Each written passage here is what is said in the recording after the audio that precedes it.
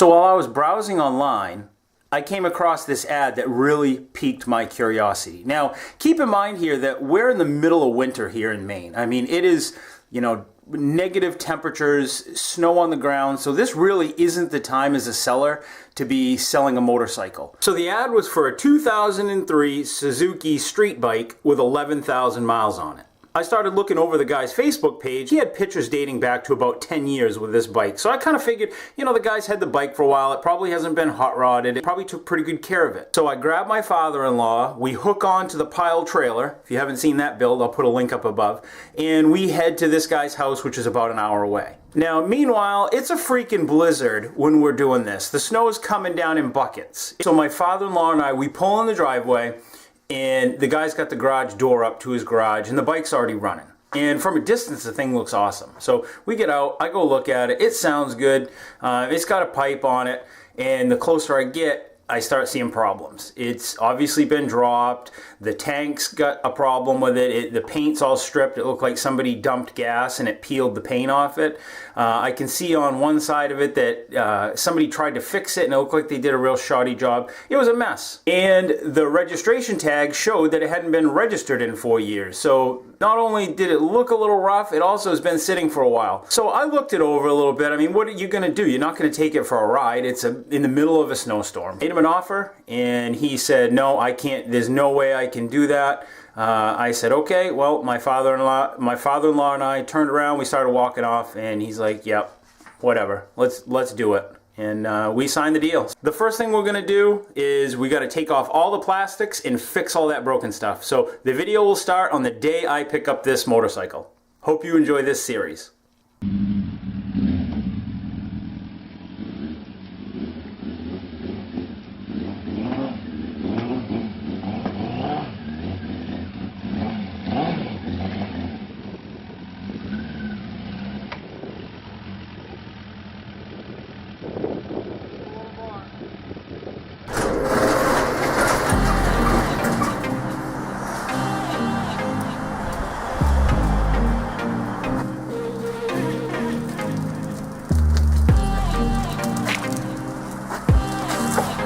Hey guys, so here you can see the paint needs some work. Got a lot of damage on it. It's got some scratches here. It's got some scratches on the front. You can see how it's got like prismatic paint, which I don't really like the paint, so we're gonna paint everything. But you can see, I don't know if you can see it, the prismatic paint here to here doesn't match. Busted right here, so I gotta fix that.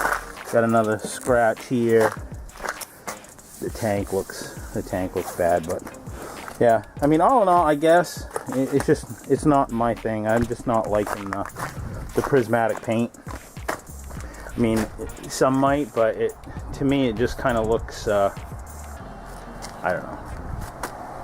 I don't want to insult anyone that has it, but to me it just kind of looks circusy. But so I think what we're going to do is just a basic black metallic finish. So that means I got to take off all these plastics on this.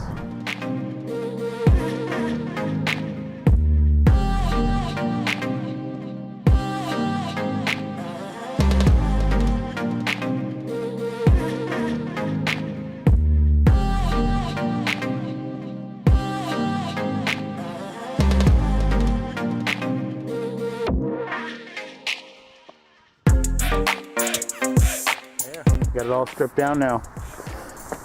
Tank's off. Everything's all labeled in little Ziploc baggies. That way I don't forget what's what and where everything went. So yeah, when it gets better weather, I'll power wash this all down, make this look a lot better. And in the meanwhile, maybe we'll work on getting the fairings painted. I don't know what I'm going to do. Probably just black. Alright guys, so this is what's going on. I'm going to be getting all the body work done to the point where it can be primed, and then I'm going to drop it off to somebody who's going to do all the primer, finish some of the body work that I don't do, and then they're going to squirt it out.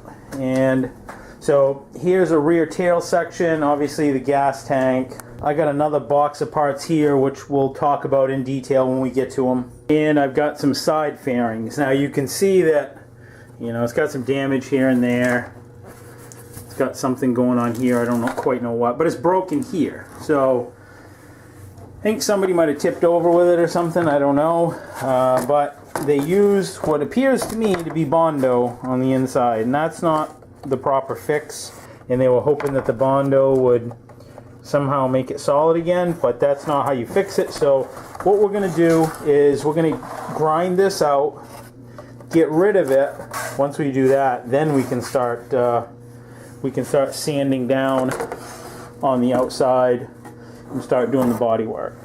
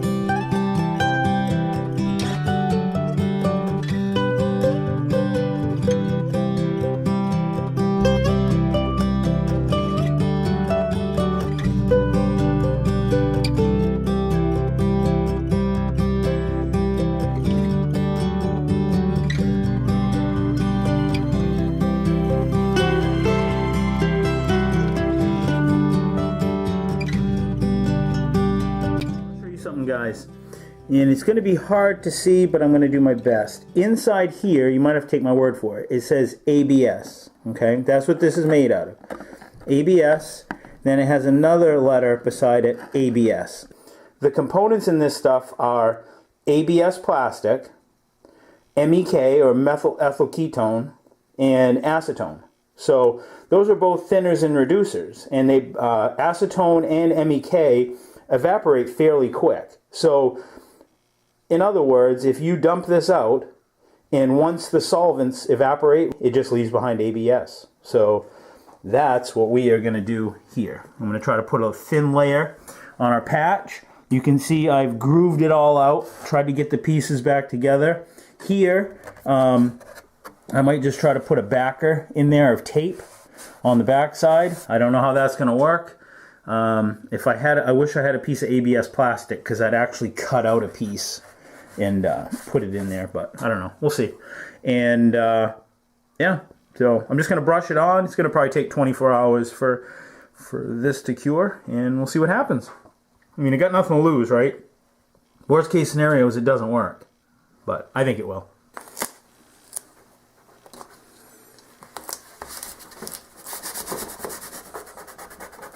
Yeah, that MEK is some nasty stuff. Not good. Little dab will do ya. Dab it on.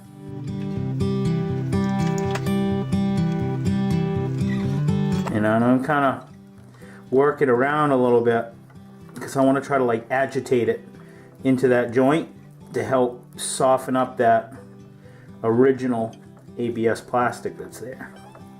Alright, so we got one full layer on everywhere, and what we'll do is I'll wait 24 hours and then we'll come back. We'll put another layer over this because it's going to settle out. I don't want to put it on thick. I want it to go on kind of thin. Let's flip it over. Start working on the other side.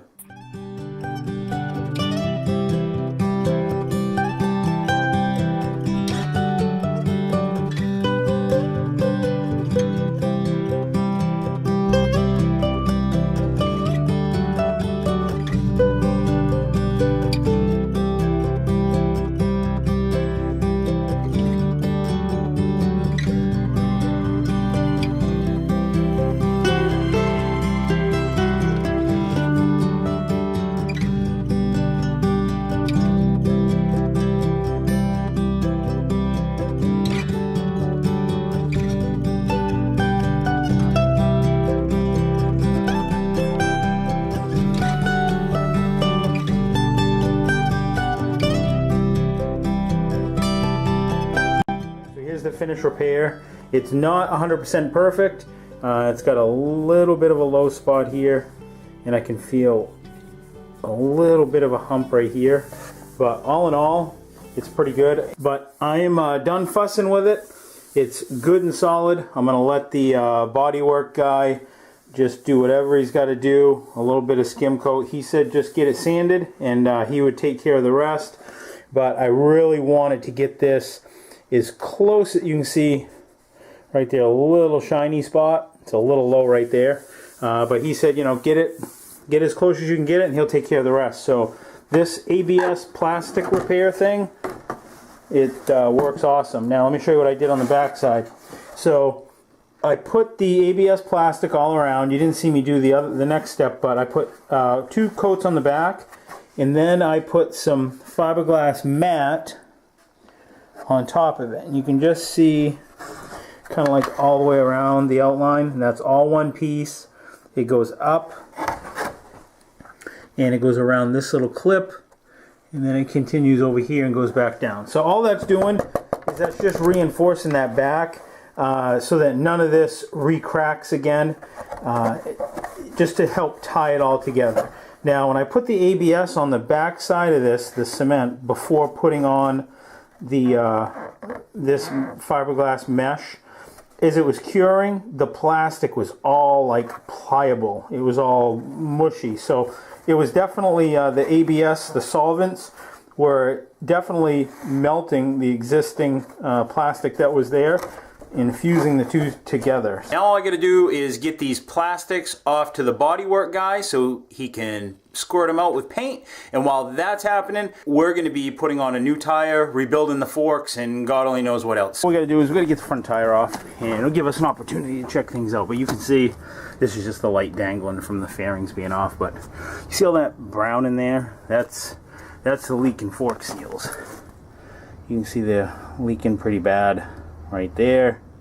So to do this, we're going to have to take off the brakes, and plus we got to do a new tire anyway. So let's start by getting the tire off, and then we'll work on getting the forks off. My regular viewers will know that I normally make welding videos, but what makes a project like this great is that I really enjoy it because I'm learning new things. It's something different and new for me.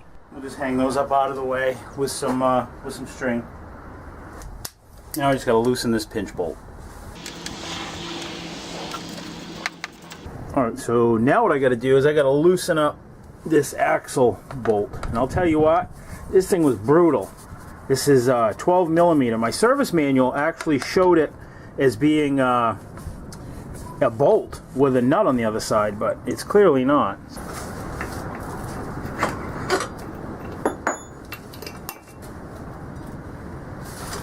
There it is, all apart. We'll worry about taking the forks off later, but for right now, I want to get this tire changed. Alright, so we got the tire off. Now, remember I told you back in the first episode of this that the bike has been sitting for 4 years? Well, look at this. That's what you got to be careful of when you buy something that's been sitting for a while or hasn't been used. Look at all that dry rot. That's all dry rotted and cracked, so not good.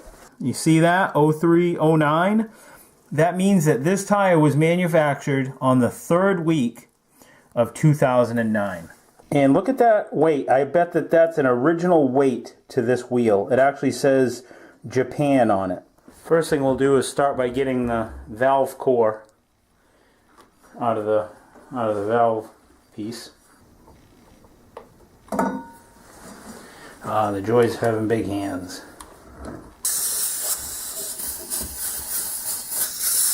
I'm sorry guys, I know you can't see, my hand's in the way. That's what that little valve core looks like. And this is that tool that I use to take it out. It just fits over that like that. Alright, let's try to break the bead on this tire. So like I said, part of the excitement for me is when I do projects like this is just learning. I love to just learn new things, new techniques. I like to try to figure things out, and I really like to know how things work. So when a project comes along like this, I really enjoy going full in. Now I got the other side of the bead done. Alright, so now I'm going to try something I researched on the internet. It worked for a bunch of other people. Let's see if it's going to work for me. So what I've seen done is I got a long cable tie, and they just squeeze the rim together, and the tire comes right off. We'll see if that's going to work for me. So this actually works surprisingly well. Probably if I was to do it again, I would buy 2 packs of 10, so that way I could put probably like maybe 8 of those cable ties on each tire instead of 5. I think it would just make the tire come off and on a little bit easier. But other than that, it was pretty easy. Maybe heat the tire up a little bit. Put it out in the sun or use a heat gun. But other than that, it went pretty good. I was impressed. Look how loose that tire is on that wheel.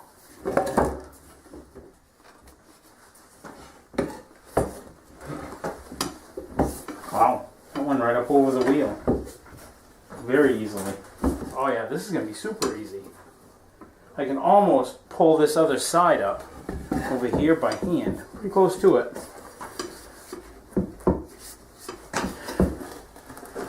Almost. Put a little bit of soap on there. Help out the situation. A little bit of laundry detergent.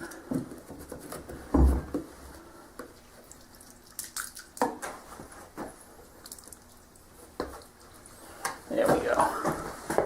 Plus it smells good.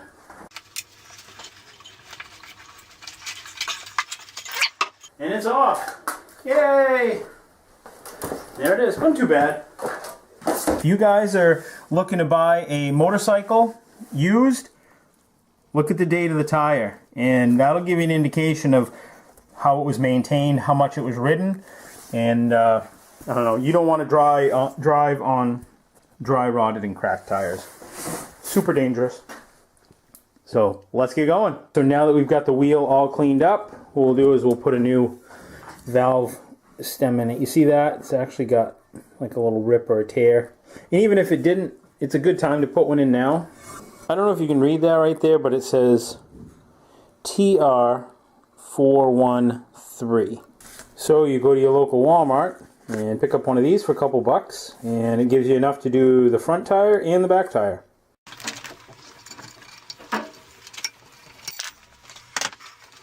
With our old valve stem out, now I'm just putting a little bit of lubricant on the new valve stem, and we just got to push it through.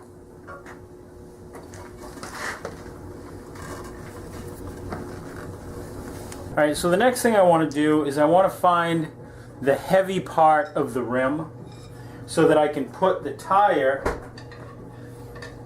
that corresponds with that, which will allow us to use the least amount of weight. Now, it's often said that you line up the dot on a tire with the valve stem, but I think we're going to see here that that doesn't always mean that the valve stem is the heavy part of the wheel. So what I'm going to do is I'm going to find where this wheel is the heaviest as an assembly with the rotors on it and all, and we'll make a mark. So I'm going to put this in the balancing stand right now.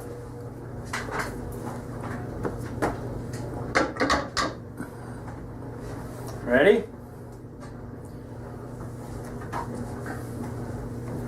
So you can see that I didn't touch that wheel at all, and it's naturally going to try to fall to the heaviest side is going to be down. Now, the valve stem is right here. Doing it this way is going to allow us to use the least amount of wheel weight. So when I go to put the tire on, the dot on the tire, which signifies the lightest part of the tire, won't line up with the valve stem. It'll actually line up down here with the heaviest part of the tire. Wheel, I'm sorry. So what I'll do is I'm going to put a mark on the wheel, and I'm just using a white grease pencil. It's a marker that I use for welding. So I got a mark on the wheel right here. Let's rotate this wheel and see where it ends up. So the guy I bought this bike from bought this bike in 2009. So what's real odd to me is that they say these tires, you only get 5,000 to 7,000 miles with these Metzlers. So when the guy bought it in 2009, he never put tires on it.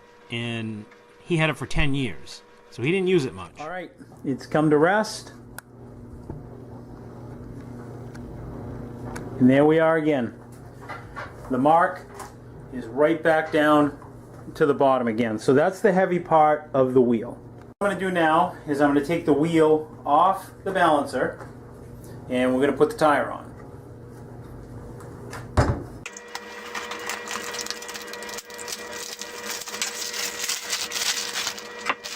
The same way we took the old one off is how we're going to put our new one on. We're going to use the cable tie method and see how that works. So I didn't know anything about this whole date code thing until I started working on these tires. But, you know, had I had that information beforehand, it'd be good to know and look at it and say, oh, so you haven't put tires on it for a while. You know, maybe the guy just got done telling you he put tires on it 3 years ago. You look at the date code and see that that's not true. You know, it just gives you an idea of, you know, where the guy's coming from, how honest is he being with you and whatnot. But yeah, this is all the stuff that I enjoy learning. All right, so the next step is you see that arrow? That's showing which way the tire rotates. So this is a directional tire. So we're going to make sure that that arrow is pointing in the same direction as the arrow on the wheel. So for this took a little bit of time, and I think it would have gone maybe a little bit quicker had I heated up the tire. Maybe use like a heat gun or a hair dryer, but a lot of people that I watch doing it similar this way, they just kind of like plop the tire on. I didn't have quite that experience. I had to actually use brute force, but I got it on there. So we know where our white mark is.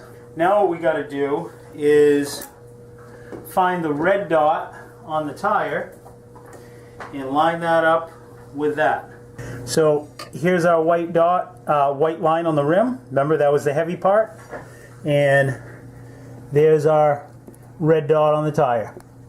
So now we just got to cut our cable ties.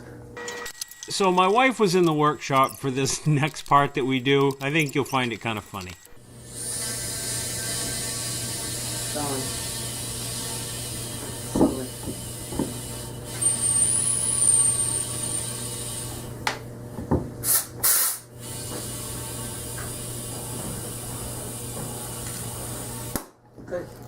Wow. Oh, jeez. There it goes. That was loud, huh, guys? Still not seated, though. I'm going to get a tire gauge. I'll leave it running. Oh. There it goes. That would be seated, guys. Let's check the other side. There. All right, so now I do need a tire gauge. We'll check the pressure, and then we'll check it to see if we have any leaks on the tire. My wife's check underwear light came on.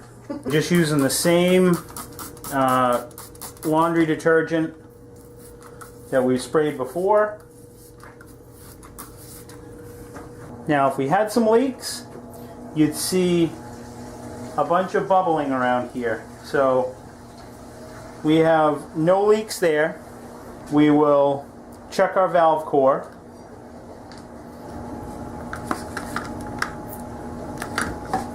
So that's good. And now we'll flip it over and we'll check the other side. There, and no leaks there. That's good. So I'm going to rinse this wheel off, get all the soap off it.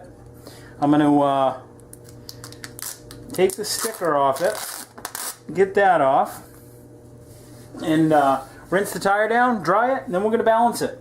So just out of curiosity, I wanted to check the date on this new tire, and the date code on this was 2218. So what that means, it's the 22nd month of 2018 is when this tire was manufactured. So, you know, they're a few months old, and I think that would be typical, but at least you know how fresh your tires are, I guess, when you get them. So here we are. Let's begin balancing. Look how slow that tire is going back and forth, though. Do you remember when we had just the wheel on there, how fast the wheel was turning back and forth? Well, you can see now that as an assembly, this is still the heavy side where it was, but it's made it better, because if this red dot is the light side of the tire, then that means up here is the heavy side. So the wheel was heavy here, so we counteracted that by putting the heavy tire on the other side. So in theory, this should use very little weight. I don't think it's going to take much to true this up. This is the one that came from the factory. I don't know if you can see it. It actually says Suzuki. It has the Suzuki insignia, and then it says Japan, and then 30. I assume that's 30 grams. This is a pretty heavy piece of weight. All right, so now we just got to put our wheel weights on, and what I got here is just a 7-gram weight. I just pulled back the corner just a little bit, and I'm just going to touch it to the wheel and see where we're at. This isn't going to be permanent because I got a ton of weights. Once we get the exact weight that we need, I'll clean the wheel all up with some alcohol, and then we'll stick them on so it's real good.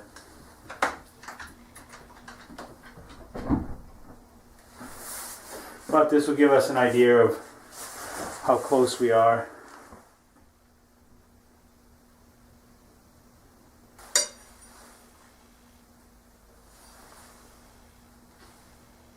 Alright, so now we're at 14 grams.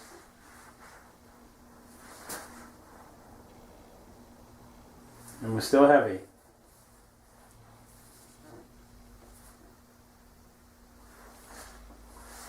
Let's peel another 7-gram weight.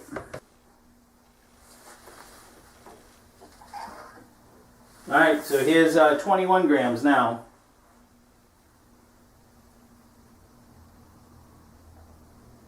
Wow. So you can see that the heavy side of the tire is still dragging its way down, which is where that red dot is. So it means that we need to add more weight to get it in balance. Yeah, it's showing it's just a little heavy on that end, but not by much. 21 grams. Wouldn't that be something if we just put the 30-gram weight back on it that was on there? So that would be, yeah, I don't think we can though. I think 30 is going to be way too heavy.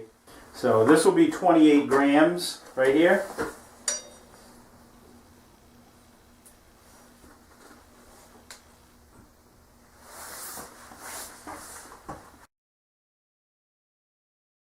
So whereas it went back a little bit, that tells me that we're just a little heavy here. Maybe probably like half a gram. So we have 28 on it right now, so it's probably 27 grams. So if we can get this one to weigh 27 grams, because it says it weighs 30, then we'll be in business. So what I'm going to do is I'm going to put a mark right on the wheel, right where our weights are, right there, okay? I'm going to take them off, and then I'm going to weigh them up and see what they actually weigh. 27.7 grams. So that's what we're looking to do in this one. So write this down so we don't forget. So we're going to try to shoot for 27.7. Okay. And this weight here, it's marked as 30.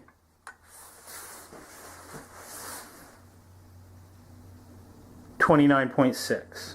So we only got to take a little bit off. I'll probably just take a file and just file the edges a little bit and call it a day. So this is just an idea I had during the middle of the project that I'd try to reuse the existing weight and shave it down to what we need. Just going to go at it slow and see what it's doing. 28.9.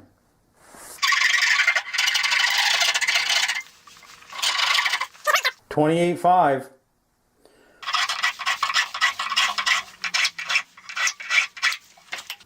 Boom, 28. Look at that. All right, let's give that a whirl and see how it works. I got the wheel weight on it. See it right there? So, let's give it a try. You know something, guys? I think that's good. So this is what we're working on today, guys. Look at those fork seals. They are wrecked. They're leaking fluid all over the place. But as I was taking these apart, I want to show you something that I found. I'm glad that I took the time to do this, and I would encourage anyone that's looking to buy a used motorcycle, go through it. I'm going to start you out at the bottom. I'm going to work our way up. Uh-oh, look at that. It's missing a bolt. Can you imagine if we took this for a ride? In this one, I'm not exaggerating, finger tight. These had backed right off. So what I did is I went online and found out what size bolt it was and picked up a new one. Well, it's actually not a new one. It's a used bolt. You can go online, type in what you want, and you can buy like buckets of bolts and stuff like that for things like this, which work great. Let me bring you in. We're going to get these forks off, and I want to show you a little tip before we get started. So maybe some of you guys do this, maybe you don't, but I go through gloves pretty quickly, and I like to wear like a thin glove. These aren't anything special. They're just kind of like a mechanic's glove knockoff. But what I'll do is I buy my rubber gloves one size bigger for doing exactly what I'm going to do now. So I got my glove on. Buy your rubber glove one size bigger. Shove your paw in there. Now your hand is nice and cozy. You got a nice comfortable glove underneath, but your hand is protected from oil and grease, and it also protects your gloves, so you're not replacing them so often. You know, if you got to go to the bathroom or answer the phone or do something like that, normally you'd pull your rubber glove off your hand. This way, you just take it off. And now you can put your hand right back in your glove. And you're back in business again. So it looks like the only one that I'm not going to be able to get a socket on is the pinch bolt on the right side over by the master cylinder. But I'll just start that with a wrench. There, broke it loose. I haven't used an impact very much on this bike, simply because I'm concerned about snapping off bolts. This bike has been sitting for a while. I know you probably can't see that great, guys. The lighting in here is horrible, but what I'm going to do is I'm just going to take out this stuff. It's not really a disassemble video or anything. It's not even a how-to video, so I'm just going to get the parts apart. We'll get them in the workshop, then we'll start opening them up. There. Okay. There. All right, we got the right side fork out. So I was going to mark them, but look at that. There's an R right there, and I checked the other one, there's an L on it. So right and left, they're all designated. We don't have to worry about it. And this little plastic piece right here, I guess it's like a guard or a protector. It wasn't on the other fork. Look at that fork seal. Look how bad that is. And this is the good one. But anyways, that plastic piece wasn't on the other fork. I ordered one for that also. I'm gonna have to use a wrench on this one too to get it loosened.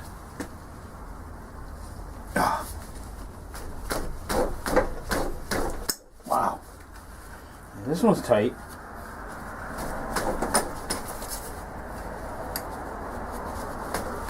I'll tell you, it's brutal when you have a bike that has been sitting this long. If you guys watched the last video, you'll know that the tires on this were dated the third week of 2009. So, and we're currently in 2019 right now. So that's a long time to be on tires. And those Metzeler tires, from what I understand, they don't last that long. I mean, as far as like tread. So, you know, so the guy I bought it from bought the bike in 09, and he has been riding on those tires since 2009. So this bike hasn't got a lot of use. And whenever you park a bike or you don't use it very often, that's hard on it. So you're almost better off, you know, having a bike that's been driven versus a bike that's been sitting. Yeah, granted, it's only got 11,000, just a little over 11,000 miles on it. It's like 11,100 miles. But, you know, this bike has sat most of his life. Now we just got to slide out the fork tubes. Let's try a little twisting action is what worked on the last one.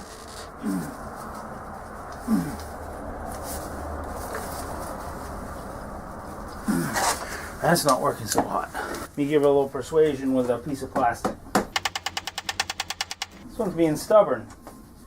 got a little block of wood. I'm not going to hit it on the adjuster, obviously, but I'm going to hit it right next to it. All right, I loosened the clip-on right here, so hopefully this does it. What the hell's holding this thing in? This is getting borderline ridiculous. All right, so I've determined that it's this handlebar clip-on that's causing all the problems. See that? So here, the fork tube, that's able to slide up and down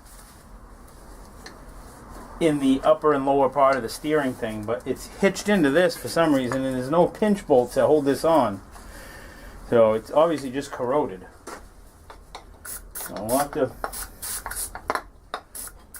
spray it and hope for the best, I guess. I don't know. Here we go. Yep, it's moving now. Holy, thing's stubborn. Oh yeah, now it's fetching up again. Yep, she's fetching up again.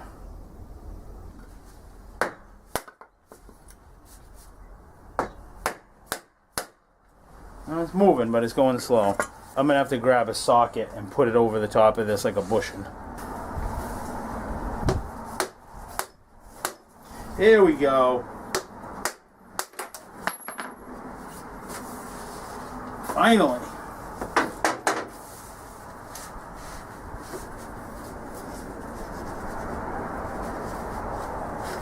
There. We did it. All right, let's start rebuilding these forks.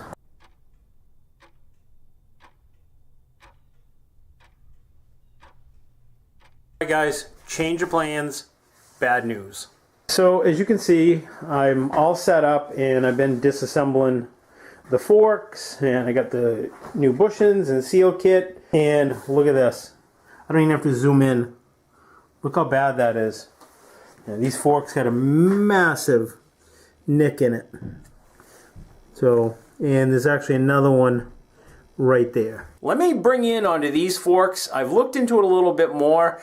I think somebody was trying to be deceptive on this. Let me show you. So you see these words here? It says TEN, that means tension, and I think that's soft and hard. Well, I wondered why the left fork, when I looked at the bike and bought it, that it was like this. The words were up and down and that was turned. It didn't make a lot of sense to me. It does now. So when you turn this like this, so that's where the damage is on the front fork. You see how that is right there? That lines up with that. But here in Maine, we're required, and I think a lot of other states, to have a vehicle inspection. That right there wouldn't pass inspection, and that's what's causing the seal to leak. So if you were to take this and turn it this way, guess where that bad area is? It's now on the inside. Real hard to notice, real hard to see.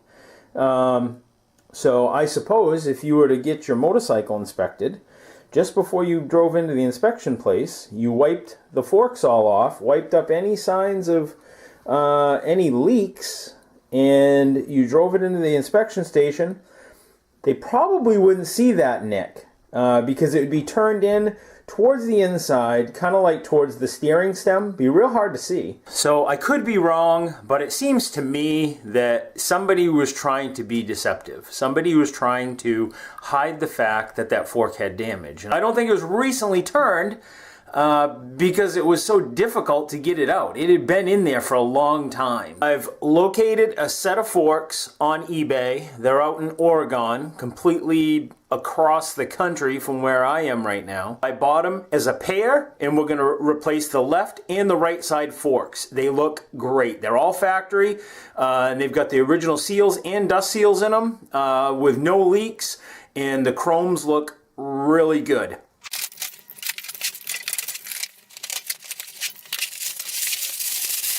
So this is the one we needed, guys. Happened to be the first one that I opened up. Left side. The next thing we're going to do is I'm going to clean these up, and we're going to go put these forks on the bike.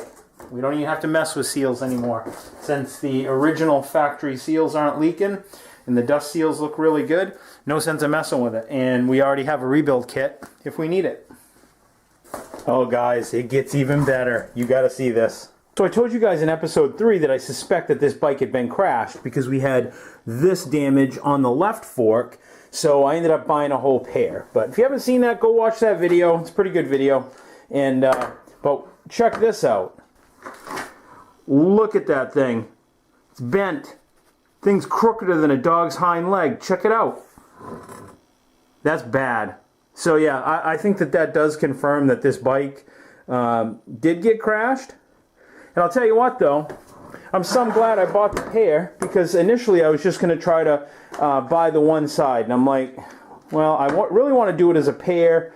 And I got it off a newer bike with about the same miles. So yeah, I think that confirms it, that this bike had been involved in a crash. All right, here we go. Time for reassembly.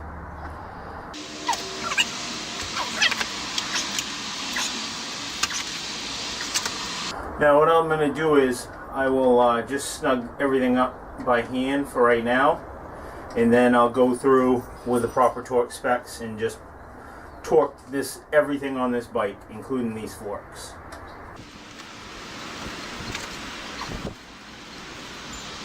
Now it's time to put on the tire. Just make sure that the rotation is going the direction of the rim. And we went over that in the last episode. Now we'll put our axle in. Now would be the time to inspect your brake pads before you get them in to see if they're okay.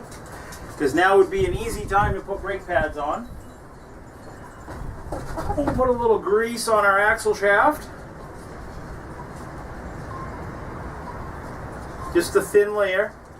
And we'll put a layer right here where the axle seal is going to ride. Can't forget our spacer. That goes in. Make sure everything spins smooth and then torque everything to spec. Now we'll put our front brake calipers on. This is why I really like labeling parts bags, because I can't mess it up, you know. After a few days goes by and you got all kinds of stuff on your mind, you don't have to worry that you're going to forget and put a bolt in the wrong place. And these brakes, the pads look good, but there's just a lot of grease and grime on it because those fork seals were leaking on that other set of forks. And I'm just going to put a little dab of Never Seas on it. That way it'll make taking it apart the next time around that much easier. Doesn't take much. And again, we're going to torque everything on this motorcycle. Torque's important. I don't, back in the day, I used to, when I was younger, I just, would always clamp everything right up pretty tight, and because of that, I broke a lot of fasteners. But I figured, let's get it tight. Well, that's not really the way to do it either, because when you tighten things up that tight, you actually stretch out the fastener. And, it's no fun breaking bolts and tapping out holes. The factory created a torque specification for a reason, and I'm kind of a firm believer in that, especially on a motorcycle. There's only you and this bolt, so why not make sure that it's the tension that it needs to be. So again, I'm just going to hand snug up everything for now, and we're going to go through all at once and torque everything on this motorcycle. And we'll do the other side, same as this side. This week's episode was supposed to be me showing you what this bike looks like all put together. Well, I did have it all put together, took it out for 21 miles, the thing ran like a top, and then all of a sudden it broke down on me and left me stranded on the side of the road. I'll show you a clip in the very beginning when I bought this. It's me loading it on the trailer, and you can hear it skipping and popping through the exhaust as I'm loading it.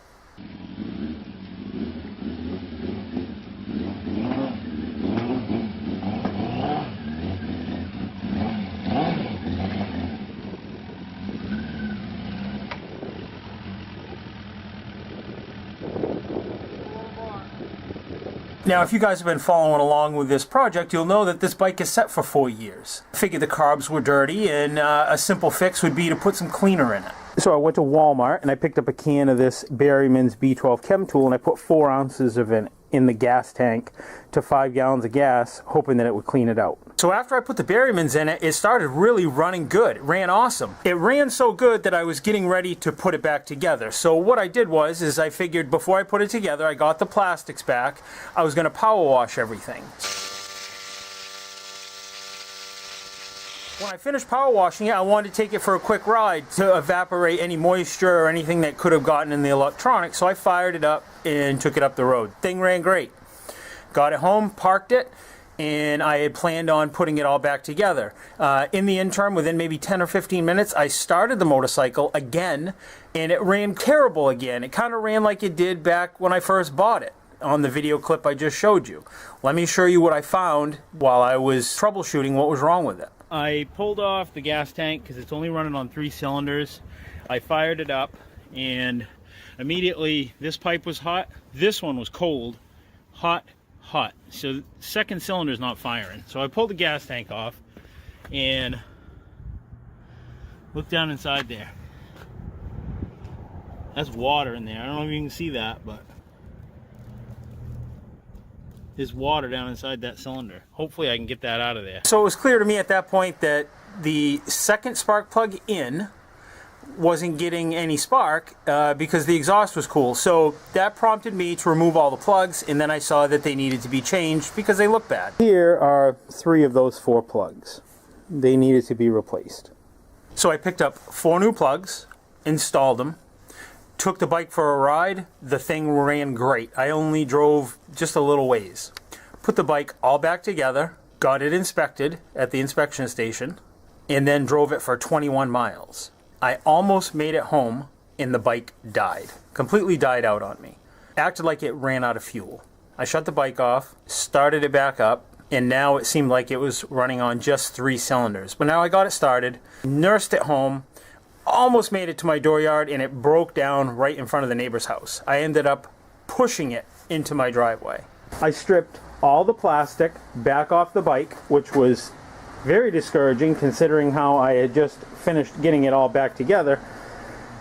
And I started diagnosing all the electronics. Now, if you noticed, in the video clip I showed you where the water was in the cylinders, it had some butt crimp connectors on some of these. I'm not a big fan of butt crimp connectors, but what had happened was a mouse had gotten up in here, and it had obviously chewed the wires. The previous owner cut the bad section out where the mouse had chewed, put a butt connector on it. I have since fixed it. I'm a firm believer in soldering, so these are all soldered butt connections done to like a military type splice. There's this coil tested out similar to this coil. I have to think that this coil is probably good. I pulled both plug wires out. I checked. I have spark on plug 4. I did not have spark on plug number 1. I took plug 1, put it in spark plug number 4 boot, and I still didn't get spark. I put spark plug number 4 into number 1, and I did get spark. So that told me that the spark plug for number 1 wasn't firing. Check this out. We should be getting spark. Nothing. I have checked it a few more times, and now suddenly, sporadically, it will fire. So what I've been thinking was a fuel issue all along, I think has actually now turned out to be an intermittent spark issue. Since I replaced all 4 plugs, I think this number 1 plug has been intermittently starting and cutting out randomly. So I've now since picked up another new plug. We'll try it in cylinder number 1. See if we can get this thing running right and take it for a spin, because for the 21 miles I put on it, this thing idled and ran like a top. So we got our new spark plug, and the service manual calls for 24 to 27 thousandths. So I'm gapping them at 25. So we'll just double check. That's good there. That's good there. This is another nice little tool to have so you don't over tighten things. It's actually a spark plug socket, but it's on a T-handle. Then you can just kind of feed the spark plug down into the motor, and you don't have to worry about over tightening the plug. There is a torque spec on this, and it's super low. I think it's like, I don't know, might be like 6 pounds. I'm not sure. But you know, you don't need to bear down on these anyways. You know, all you're doing is just trying to create a seal, and it doesn't take a lot. So, you know, snug them up, and that's all I do. I'll try a full choke. See what happens.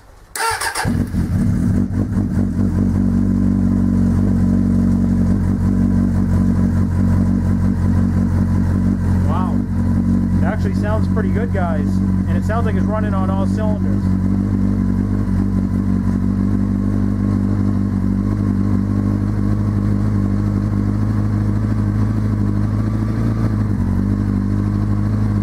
Man, this thing is loud though. Wicked loud. Almost too loud.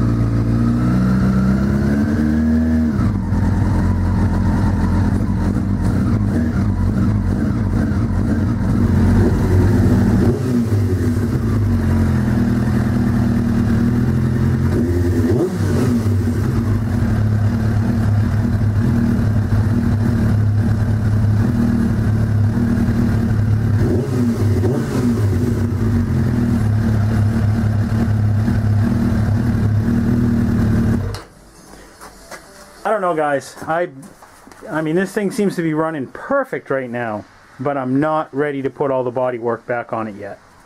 I'm ready to go take it for a spin. Look at that. Crappy weather. Let's go for a motorcycle ride. Well, if I can't take you guys on a motorcycle ride with me today, then I'm going to take you for a ride anyways. So you can see it's snowing out, so we can't test the work that we did, but hopefully the next time around I can get this bike out. Hopefully I can bring you with me when I do it. Today we're going to replace chain and sprockets. We're going to do back sprocket. We're going to do front sprocket, which involves taking all of this part off. Let me bring you over and show you a bunch of the stuff I've got. I got a super light chrome moly front sprocket. This is the stock tooth setup.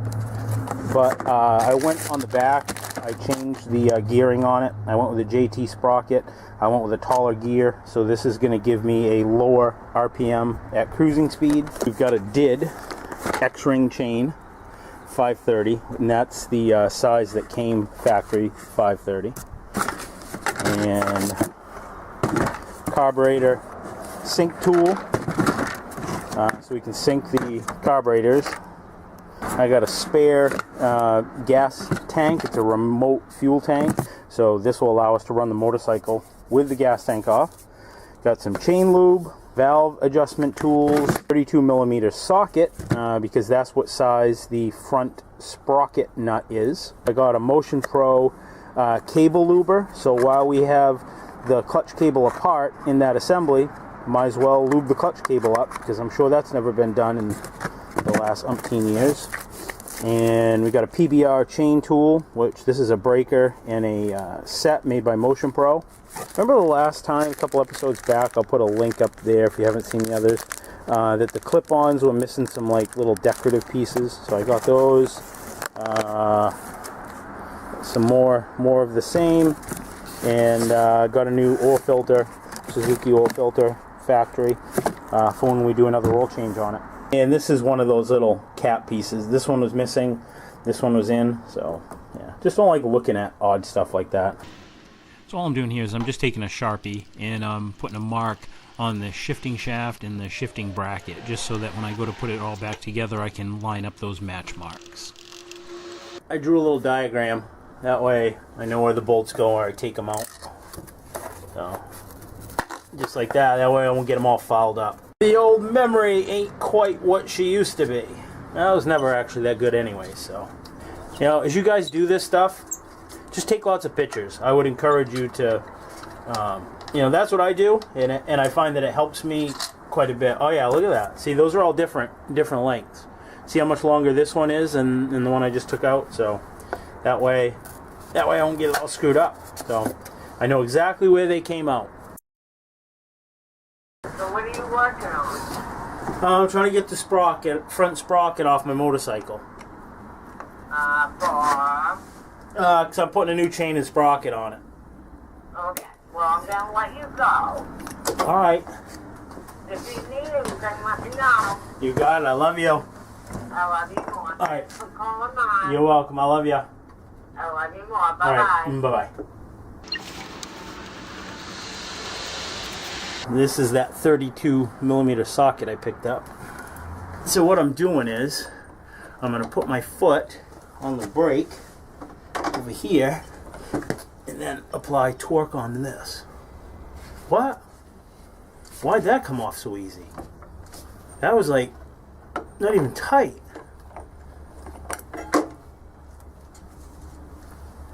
Wow, that wasn't even tight at all.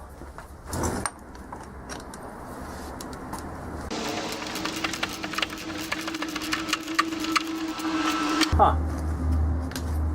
I would have thought that'd have been a lot tighter, but maybe they're just not supposed to be a lot of torque on it. We'll have to check the torque specs when we put it back together, of course. I'm going to share a little story with you. Everything that I just showed you for materials, I paid for with my own money. This isn't a sponsored video, and I don't get paid anything for saying any of this. So the chain and sprockets and the sprocket tool I got from a company called Sprocket Center, and I ordered it through them as a complete package and a kit. And I got the cable lube. I got a bunch of stuff through them. And when it went time to put the chain all together, I couldn't figure out what I was missing. Well, come to find out, because I've never done this before, the tool was actually missing a part.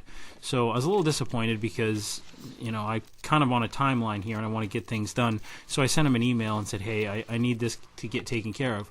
Well, not only did they take care of it, they expedited the part out to me, but the following day they called me. So within like 12 hours of them receiving the email, they called me on the phone and said, hey, you know, what's going on? We're sorry about this. But the best part about all of this is that they had no clue who I am. They don't know what I'm doing. They don't even know I have a YouTube channel.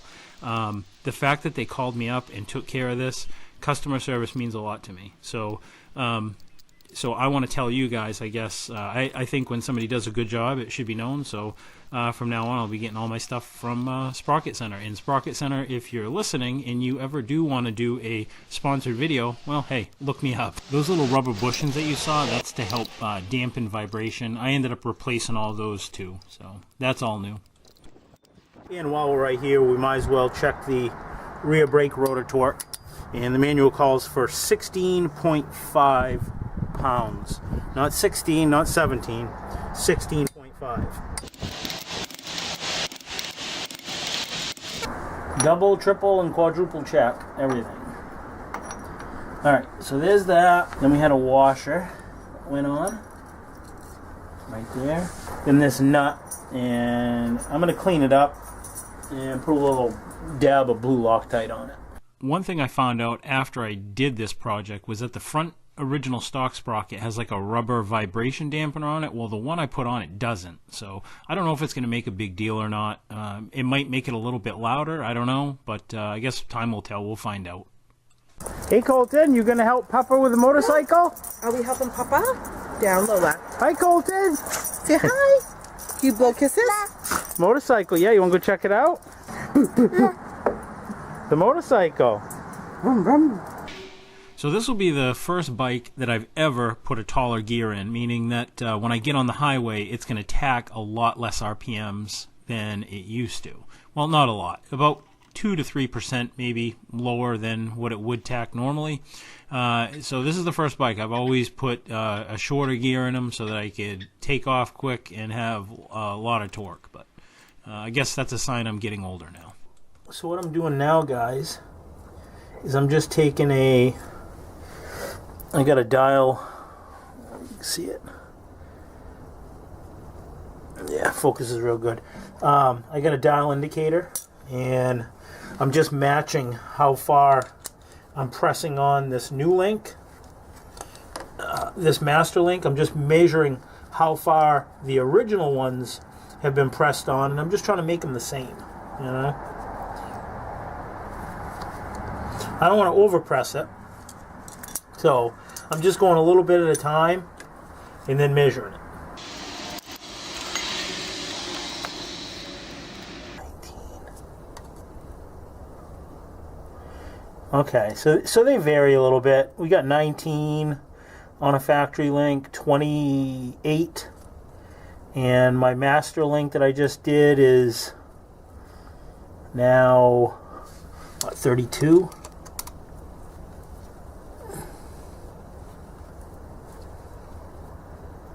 $22.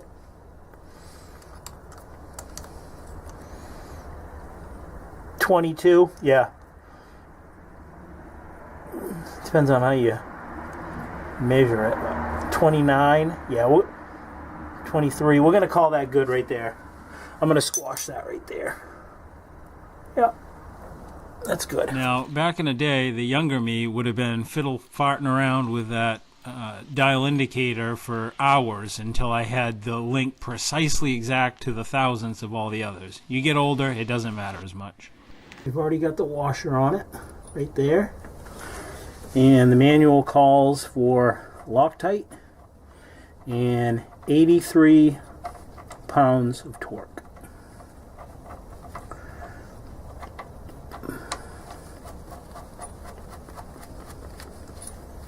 So I'll do the same thing that I did before, and that's press on the brake on the other side. So right after I finished up this, I went on to adjusting the valves. Now, I didn't get that on video, but all the valves were out of spec. They were all tight. I'm guessing that whereas the plugs hadn't been changed in 10 years, that the valves hadn't been adjusted either. So I got the valves all adjusted and all back together. Now it's time to balance the carbs. I've got a fan blowing on the front of the motor so it doesn't overheat. I've got my remote fuel bottle and the carb synchronizer hooked up.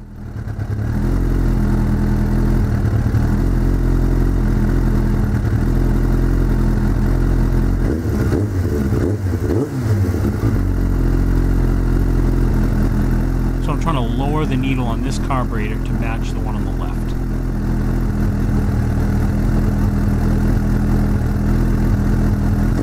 So now that I got the first 3 carburetors pretty well in a line with one another, now I'm going to take the 4th carburetor and make it try to match the 3rd one.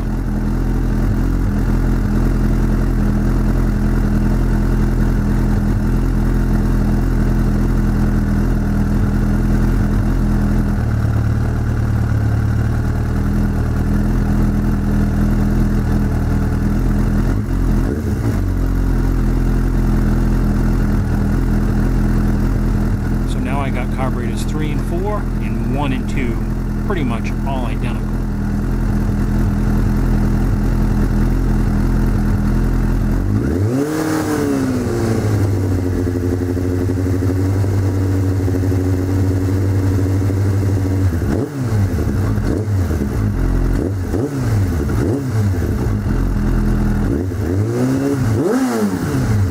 You know, this is kind of like the final touch after the valve adjustment. You can just see how crisp the throttle response is now.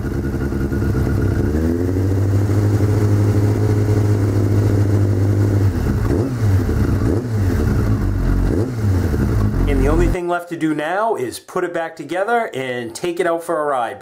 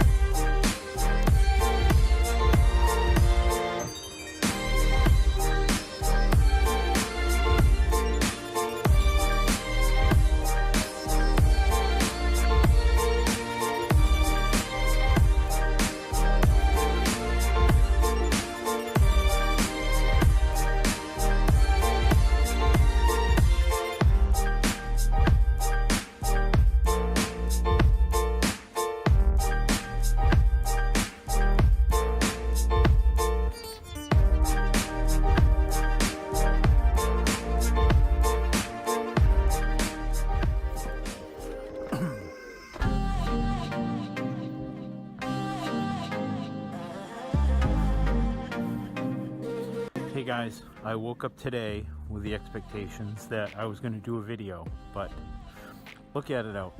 It's beautiful out. The temperature is mid-70s. It's gorgeous out. It's super comfortable. Not a lot of wind. And who wants to be cooped up inside on a day like today? So let's go for a motorcycle ride. Back tires getting down there. I'm gonna have to replace that one. And I think we'll take that out today too. Why not?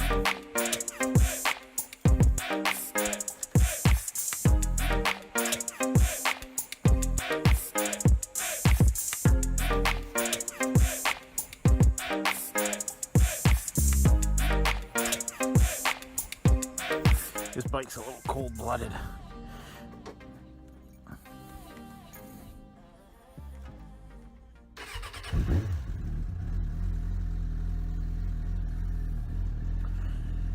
So that's a cold start. This thing runs so good, guys. It had 11,100 miles on it when I bought it. This is a 2003 Suzuki. I've put almost 3,000 miles on it, as you can see right here. And this bike is super reliable, and it's super fun to drive. But you know, I put a lot of time in this bike, and I've replaced pretty much everything that kind of needed to be replaced. Brake lines, which is kind of a routine maintenance item. It had the original brakes on it when I bought it, brake pads. What else? A lot of stuff. I've gone pretty much right through this bike. Fuel lines, just so there's no dry cracks or anything. It's just a super good bike. I don't think I've taken you guys for a spin since I finished this and kind of got it back together. But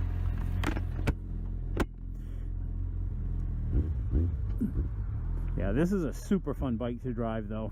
Really, like I said, really reliable. I'd hop on this bike and take it cross country in a heartbeat and know it'll get me there. Well, I'd probably like to have a new rear tire, but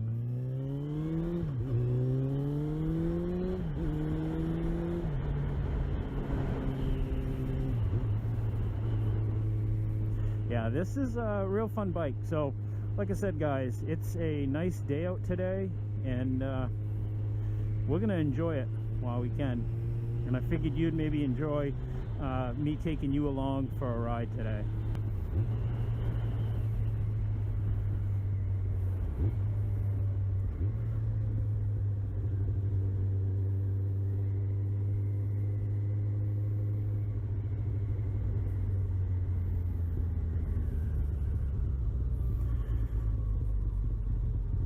So yeah, what is some of the stuff I did with this bike? Like I said, when I first bought it, it was a little rough. Had some issues. It looked like it had been sitting for a while. So here's the backstory on this bike, guys. And I don't think any of you, even the ones that watched the series, know about this. So what I found out about this bike is it's an 03. It was purchased brand new with 2 miles on it in 04. The original owner had it for 1 month and wrecked it. And from what I understand is that he hit something and it caused property damage. So, and it said left side damage on the bike in the report. The insurance company had this bike for 9 years. So this bike sat as essentially a brand new bike for 9 years until I guess they figured out what they were going to do to it, and they didn't do anything with it until the next owner, which is the guy I bought it from. Somehow he ended up with it. I don't really know all the details, and he bought the bike and kind of haphazardly, it looked like maybe put it back together, but he didn't do anything with the bike. He really didn't maintain it. I'm guessing that the forks that were bent, the same forks that were on it when I got it, and they weren't bent bad. If you guys watch the video, you'll know that it had like a little bit of an arch in the forks. Not bad, but it wasn't right, you know what I mean? The only reason I caught it is because one of the fork seals was leaking, and that's because it had a big nick in the fork. So I'm thinking whoever crashed the bike took the insurance money and ran, and then probably sold the bike fairly cheap. When I picked the bike up, it had 11,100 miles on it. So he didn't do a whole lot to it. It still had the original plugs in it from when he drove it. So what else have I done to this bike? So I've put in new LED headlights. I had the bike painted because it just looked horrible. Put a new windshield on it. Went through everything, all new fluids, obviously, of course. Adjusted the carburetors, balanced them, adjusted the valves. This is all like 11,000 mile service stuff that you're supposed to do. Suzuki recommends you replace the brake lines every 4 years. That had never been done, so I put all new brake lines on it. Galfer brake lines. It's got the original front brake pads on it from when it was manufactured in 03. The rear pads are new. Yeah, all in all, it's just a real good, reliable, dependable bike.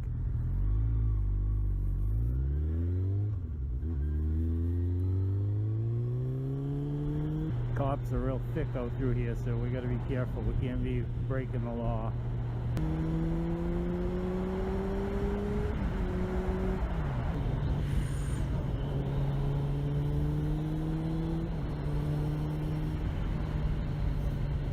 Oh, see, there we go. There we go.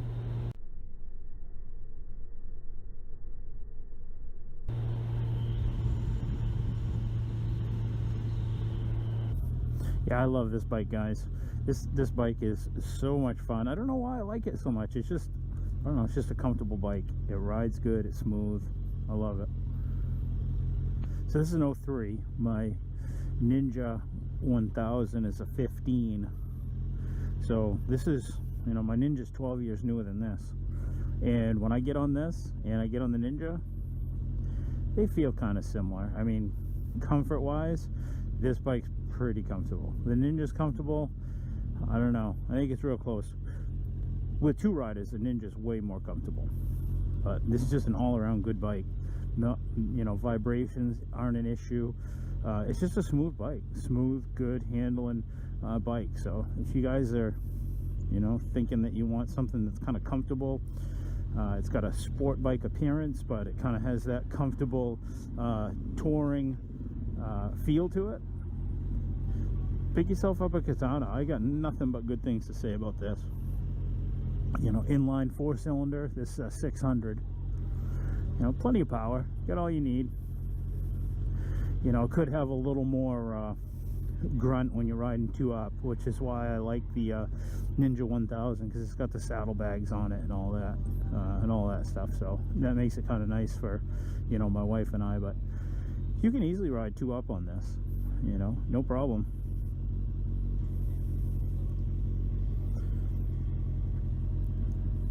Yeah, this bike is, you know, has been flawless for me.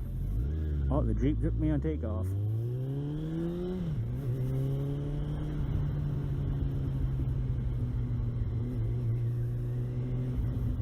Now, what else have I done to this bike? I've re-geared it. I've put a taller gear in it. Oh, little Grom. Let's go get the Grom. I've put a taller gear in it, so it's a little bit better on the highway. Doesn't quite wind out so much. So I didn't do anything fancy. I just did chain and sprockets. I did chrome moly stock front sprocket, and went down, I think, a tooth on the rear, and did a DID X-ring chain. Super happy with it. I replaced the cush drive in the rear. I don't think it needed it, but I figured I was in there, so I'd replace it. And if you guys aren't familiar with what a cush drive is, there's like little cushions in the hub. I think I've got a video in that series playlist when I did this rebuild. I think I might have shown you that in that rebuild. But let's go get the 1000, and we'll take that out.